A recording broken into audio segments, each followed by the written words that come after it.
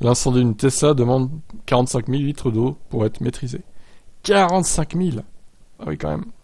Juste avant 11h, le 15 novembre dernier, la Maurice Township Volunteer Fire Company a répondu à un appel sur l'Interstate 80 dans le centre de Pennsylvanie.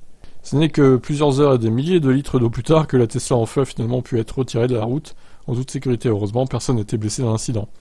Tout a commencé lorsque la Model S toute neuve d'une semaine, selon WTAJ, a heurté un débris sur la route.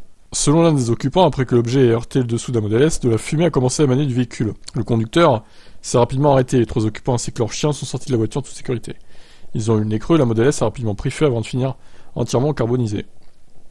Ouais, en gros, le débris en question a percé le pack batterie. D'ailleurs, c'est assez étonnant parce que normalement, c'est censé être solide et vraiment imperçable.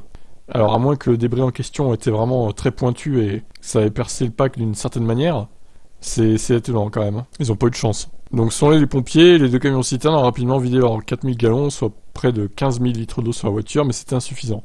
Des camions citernes supplémentaires ont été appelés en renfort.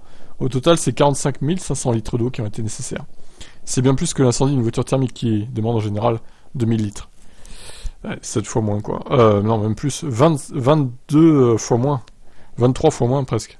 À cause de la batterie lithium-ion du véhicule, l'extinction de cet incendie a nécessité des camions citernes supplémentaires, car le véhicule continue de se rallumer et de brûler. Au total, il a fallu aux équipes de soldats du feu près de 2 heures pour envoyer continuellement de l'eau sur le véhicule, car la batterie commençait à reprendre feu et à rester à des températures très élevées. Il y a des espèces de couvertures qui étouffent les incendies de voitures électriques. Il faudrait que les pompiers s'en équipent de ça, parce que c'est quand même très efficace.